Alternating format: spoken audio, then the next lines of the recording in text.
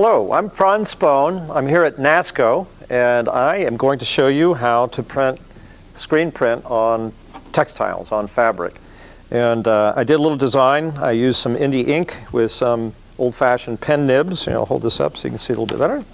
We're going to do this elephant, and we're going to add some color to him, and I'll try to give you some good tips and letting you know how it's possible to do a nice bit of work on fabric. So the first thing I've done is I decided what to print on. 100% cotton works best, but 50-50 blends can work as well. I've got a youth size t-shirt, and I've mounted it on foam board. And you can see that I've stretched it and taped it so it's nice and flat so that it's tight, things aren't going to shift. I also have a canvas bag. I tape that down as well. And I have a handkerchief. So I just thought of three basic things that you can print on that might be nice to be embellished with an elephant. All right. So the first thing that I did was I made a photo stencil on my screen. The screen was coated with photo emulsion. I have an opaque image that was exposed to ultraviolet light. Then it was rinsed out with water, and the part of the screen that was protected by my positive transparency washed out, and so now I have an image that I can print that corresponds to my original drawing. When I'm working with these screens, especially with the water-based ink, we're using a nice non-toxic Speedball water-based ink specifically for fabric. The washout, a lot of the methods and stencils are made with water. So I'll take some tape. You can use duct tape, Gorilla tape, any number of tapes, and I want to seal all the cracks off so it makes it a lot easier to clean up, and it also keeps unwanted dried bits of ink from working into the screen as you're printing. So it's been taped off, and then also when I do the photo emulsion, sometimes I get little pinholes, and so I'll take a piece of freezer wrap, the common stuff that you can get at the grocery store, and I'll cut a hole out of it and then tape it down to my screen in the event that there might be little pinholes or something that are in there from the original process, because I don't want these random little odd bits of black to print on my t-shirt. All right, so I have hinges set up for use on this table. We tape them. Usually they screw in, or you can clamp them to your table. But what's nice about using the non-toxic water-based inks, you can use them in your kitchen, you can use them in your dining room, your rec room, whatever you have a nice table. You can tape them down to a table, you can clamp them, or else you could maybe get a piece of plywood or something and have it a portable printing station that you put down on your table. Now the first thing I'm going to do is I'm going to proof this on paper, because if there's something wrong with it, I don't want to find out that I've made a mistake or it doesn't look good or something's not printing on an expensive t-shirt. It's better to do it on a piece of paper. So the first thing I'm going to do is take my black. Now the method that I do with printing on fabric like this, I have a very strong graphic image. It's a line drawing of this elephant. I'm going to print that first. And then I'm going to print transparent colors on top of it. And even with the layering of those transparent colors, the black will come through, and so it makes registration of the colors a lot easier. All right, so I'm going to take some luscious black fabric ink. Now the other thing I do too is take a spring clamp, put it down like that, so that when I'm done with my squeegee, it'll rest on this without it falling over. And you hold the squeegee at about a 45-degree angle, give it a nice even bit of pressure, keep the angle of the squeegee consistent. When I'm finished, I'll push off, put the blade up against there, and I'll check to see what the image looks like. And I'll see if there's anything that's not working with it. It looks very snappy from my point of view, so we'll go with it. So I'm going to position the t-shirt. Sometimes if you don't want to eyeball it like this, you can put some tape down on the table to kind of guide you to put it down in the correct place. And I'm going to use, again, moderate pressure. And when I'm printing on cloth rather than paper, I'm going to give it 2 pulls of the squeegee. Now, I'm not going at breakneck speed. If you have too much ink, too much pressure, and you're going too fast, the only place the ink has to go is spread out. So instead of getting really crisp lines, you're going to end up getting something that is a bit mushy. Okay, so I got one done.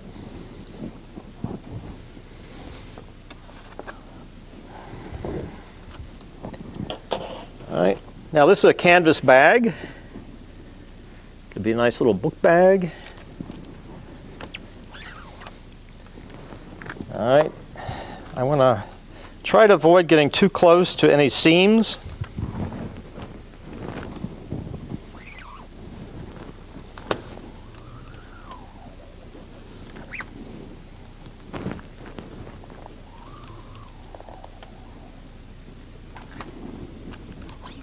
And to get the ink off the squeegee, what I do is put it down and then I just push off rather than bring it forward. When you push off, then the ink will stay.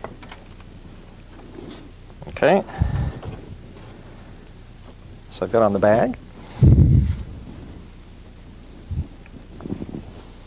And maybe for the handkerchief, we'll kind of put it more on in the center.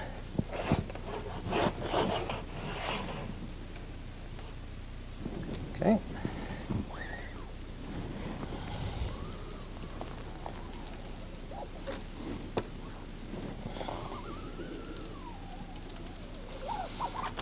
Now, especially when you're printing on cloth, I'm printing in this direction. I don't want to then reverse and print in the other direction, because what it'll do is shift the fibers of the cloth, and then you're going to get a blurred and a double image. Okay. So I've got 3 images, and obviously, if I had 10 shirts, 20 shirts, whatever, it doesn't take that long to go ahead and print. Now, once I'm finished, I don't want to be very casual about, cleaning up. I don't want to walk away. The ink, if it dries in your screen, is very difficult to get out, so I want to make sure that I get it out as soon as I'm done printing. I get these old key cards from hotels, or those countless credit cards I have lying around the house. But I just use them to scrape up the excess ink.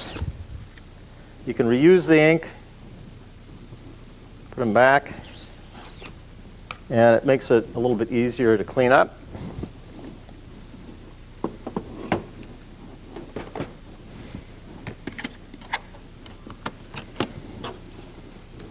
Okay, I want to take the paper stencil material off. And if I'm careful with it, I can put it off to the side in the event that I might want to print this at a later time. Now, obviously, if you have running water in a sink, it's a lot easier to clean up, but even in this instance, it'll be indication of how easy it is to maintain all this.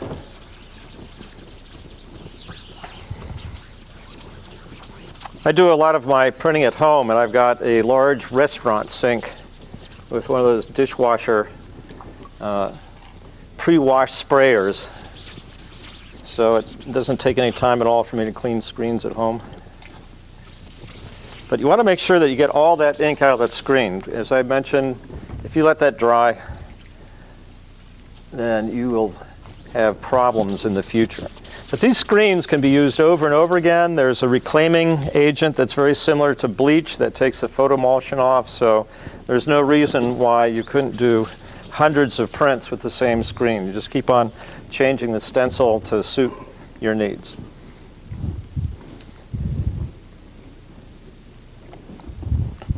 Okay, let me get the squeegee. We'll go on to color number 2. As I mentioned, what I've done is I've printed a very strong, bold, black graphic image as my first color. And now the registration, in order to get the other colors to line up, the registration is going to be fairly easy, and I'll be able to do that by looking through the screen and printing with transparent ink. I'm going to modify the ink with transparent base. It's an extender base. It's essentially, when you look at it, see that? It's ink without pigment. And you can use yogurt containers, paper cups, You can see it looks a little bit like kind of a whitish ink, but when it dries, it's transparent.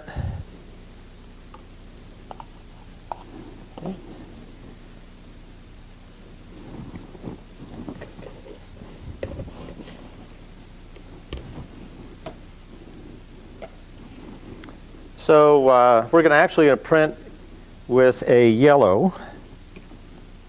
So I'll make a transparent yellow. Now, in dealing with the transparent base, I want to get about as much ink in my cup as I think I'm going to need to print with. And then I'm going to gradually add ink pigment to it. Because if I start with a whole bunch of this ink, and I want to make this whole thing transparent, I might need a whole gallon of the other, when in fact to print with I just need a little quantity. So you're going to avoid wasting quite a bit of your transparent base, extender base, if you add the pigment to it gradually.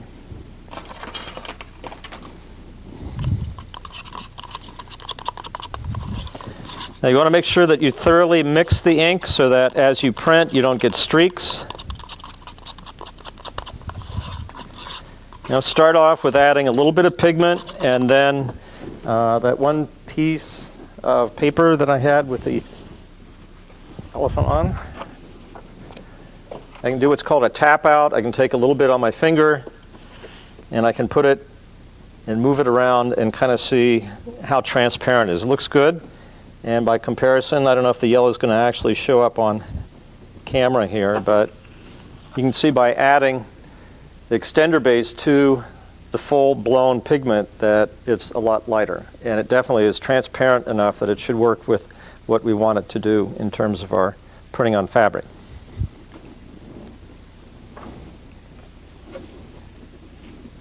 Okay. So I actually have some pre-mixed ink here. It's the same thing. Started with transparent base, added the pigment. I'm going to move a few things around here so I don't get my ink all over my newly printed stuff. And maybe we'll just focus on one or two of these to save a little bit of time. But now what I'm going to do, right, I have another screen that I made, all right, and this time, in order to make this screen, I can find the right one here. I've got quite a few of them. Here we go. This is just acetate, and I took a enamel paint pen and applied that to the acetate so that I had the opaque areas where I want to print and transparent. Exposed it to the photo emulsion to ultraviolet light, and then when I rinsed it out with water, then the part of the emulsion that was protected from the light with my homemade transparency there washed out. And this is going to correspond to elephant pants, hat, and other little details. So now I can look through the screen and I can put this exactly where it needs to go, so I don't need to use the hinges. And then I can take the ink, put it on the screen,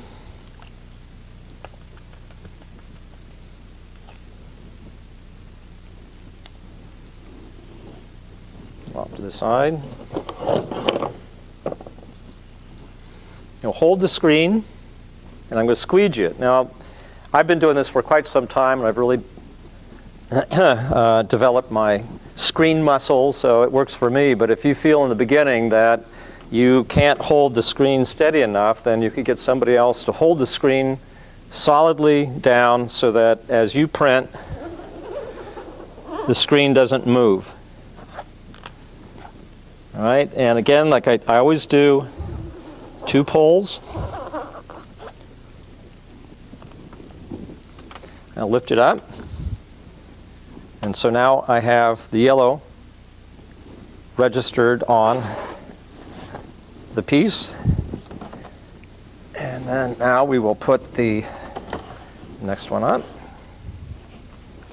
And because I'm using the transparent ink, when I put this screen down on top of that black image, the line image, the key image, I can move it around and see when it's exactly lined up.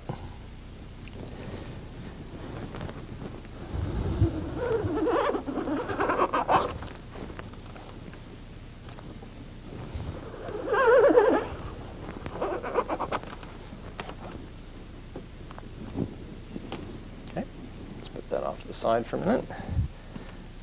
Lift it up. Now I got yellow on this one. Now right now when I look at it, there's the black line seems to be a little bit less crisp than, not crisp, but a little less intense. But as the ink dries, the black will come through that. And so it'll still look like the black line is on top of the key image. Set this off to the side. I'm just going to be printing 2 of them. So you can see the screen's full of the yellow. Now it's just a matter of getting the ink off the screen and cleaning it and get ready for the next one. I generally give, by the time I get everything cleaned up and get the next screen ready, that's generally enough time in order to have the ink dry on the fabric. But you want to make sure that the ink is set up before you print on it to get the best results. And that might be 10, 15, maybe 20 minutes at most. Usually, like I said, by the time you get everything ready for the next color, the ink is dried enough to go to the next step. The next screen that I have actually has 2 stencils on it. One of them for gray and one of them for transparent red. You can see by the way that the screen looks that there have been lots of other images. So these images were done with black ink and they stain the fabric. Even though that there's a stain there, the screen's still open. So it's just, I wanted to use this screen to show you that you can use some of your favorite screens over and over and over again. All right, in this case, I'm going to be printing a transparent black. And if we can get that sheet down here again. And the regular black obviously is very rich and very dark. But I have another black that I added a considerable amount of the extender base to. So even though in the container it looks nice and black, when I show you what it looks like on the white paper, when it prints, it's actually going to be a really nice gray. So instead of taking black and adding white to it, which would make a very opaque ink, it would be very difficult then to print that and see through the screen for registration, as well as with an opaque gray landing on top of the lines I've already printed up, then it would obliterate those and it would obviously be on top of the surface instead of being building up the image. Again, I've got maybe a little bit hard to see because of the staining, but I have one stencil here, and then I have another stencil here because it's a little more efficient to try to get 2 stencils on the same screen. And as I'm printing, I've used the freezer wrap to block out the one stencil that I don't want to print, whereas over here with that shape cut out of there, it's going to enable me to print that shape. Okay, so we'll start. This time, let's start with the handkerchief. All right, I'll put the screen down. Now, see, this will be. I've just discovered that I covered up one of his legs. Now, when you're using the freezer wrap, there's a waxy side and a papery side. The waxy side goes against the back of the screen.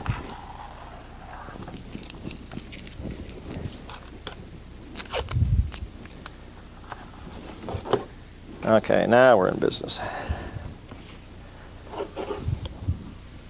Okay, so once again, I can look right through the screen. I can move the stencil around until it lines up exactly with what I want to print.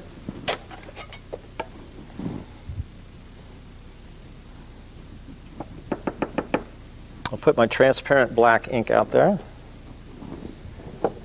Get the old squeegee out.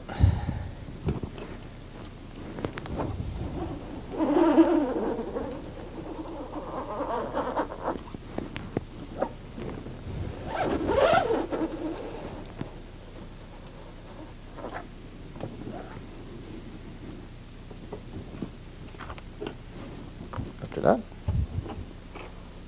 So now I've got my second color.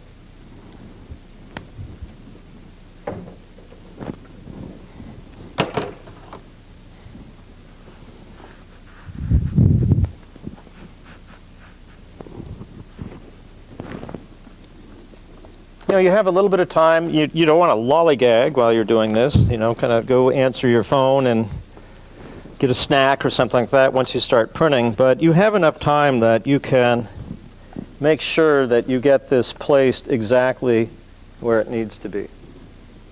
Again, it's a little bit more expensive to be printing on t-shirts and bags and things like that. So you want to make sure that you get the best results. On paper, you don't want bad results on paper either, but if you do have some kind of a mishap on paper, then it isn't quite as expensive as having it on cloth. Okay.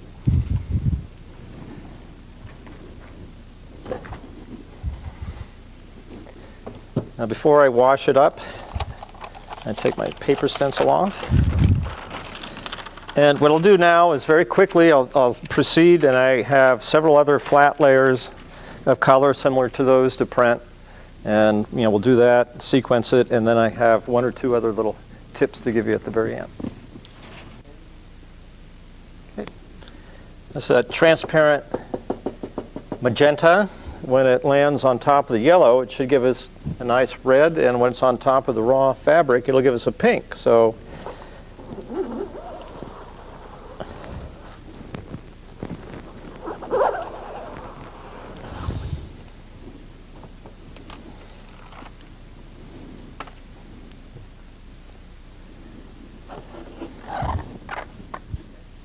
okay, now I'm going to use a transparent green. It looks a little bit darker out of the cup, but on the white it'll be lighter. And I'm going to use a smaller squeegee. These squeegees come in a variety of sizes. You always want one that is larger than what you're printing, about an inch. Right.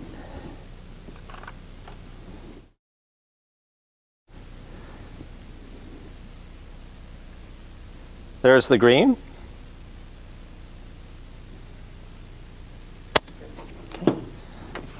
Now this is a transparent blue, and this is when you really get a nice range of colors, because the blue on top of the yellow will be green, and on top of the red it'll be purple, on the white it'll be a nice light blue, on top of the gray it'll be darkish blue-gray, and so forth.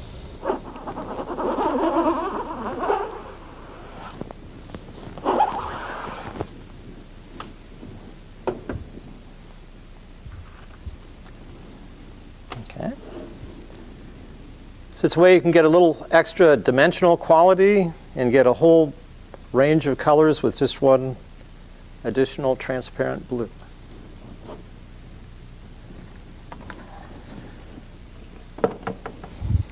Okay, well, I only have one more process to do to finish the elephant, and then I want to show you a little bit about how to do something with the background. But I'd noticed that when I did my stencil for the transparent red, I forgot the end of his nose. And I also have a little shape here that I wanted to print purple for the boat. So instead of making a complete production out of the photo emulsion, what I've done is just taken freezer wrap. You can get it at the grocery store. One side is waxy, the other is a matte. So I have positioned my freezer wrap so I can see through it underneath. Took a Sharpie, outlined that shape, and then I came over with the freezer wrap and put it over here and did the same thing. Then I cut it out with an X-Acto knife. Now I'm going to use that as a stencil to control the color. I'm going to take a smaller screen. I put my paper stencil down with the waxy side to the back. Get this out of the way.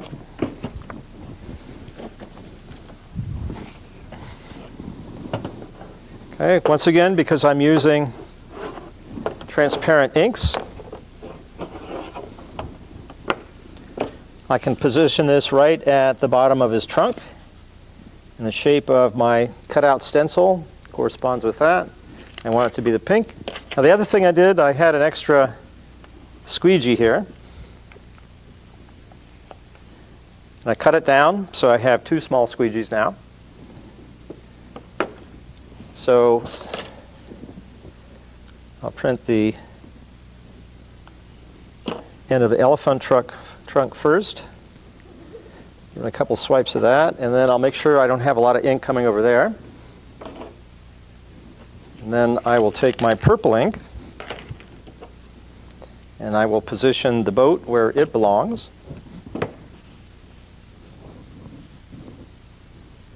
Again, you can look through, see where to put it, register it with that. Put a little of the purple ink there. And take my other squeegee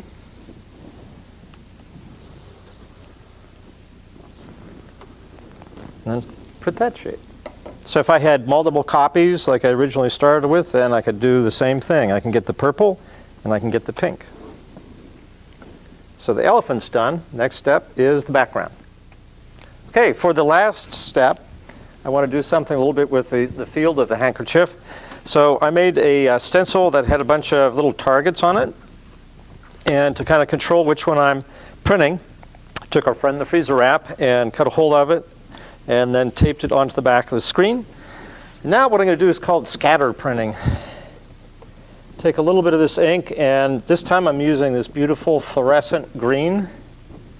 It also comes in glow in the dark. Get all these different colors. I'm going to take my smaller squeegee, and then I'm just going to randomly start filling up the background with these designs.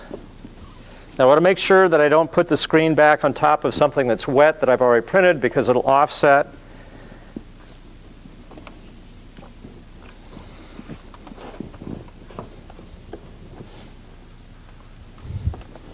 Okay, so that's enough of that color. And what I will do is continue to wash the screen out and redo them in maybe like a fluorescent pink, and then use the smaller ones to do glow-in-the-dark blue, glow-in-the-dark neutral, whatever, and then fill the rest of it up. I have one of them that's finished.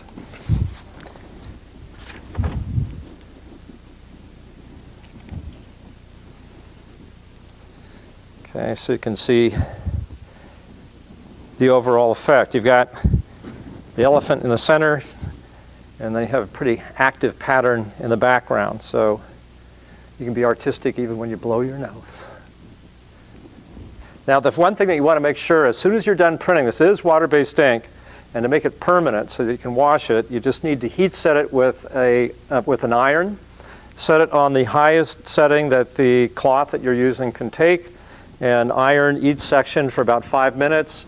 If you're using a 50-50 blend and it's a little bit too hot for it, then you could take a scrap piece of cotton cloth, put it on top, and then iron through the one cloth onto the other. And then you'll be able to heat set this, and then you can wash it like any other colored cloth. And in closing, I mean, there's so many things that you can do with it. That just was an image with some stuff in the background. You can incorporate type. So if you have a fundraiser or if you have some message that you want to say, you can include that. A few more images that combine type with image. It's pretty much up to you to decide what it is that you want to put, but it's quite a bit of fun to be able to wear your art.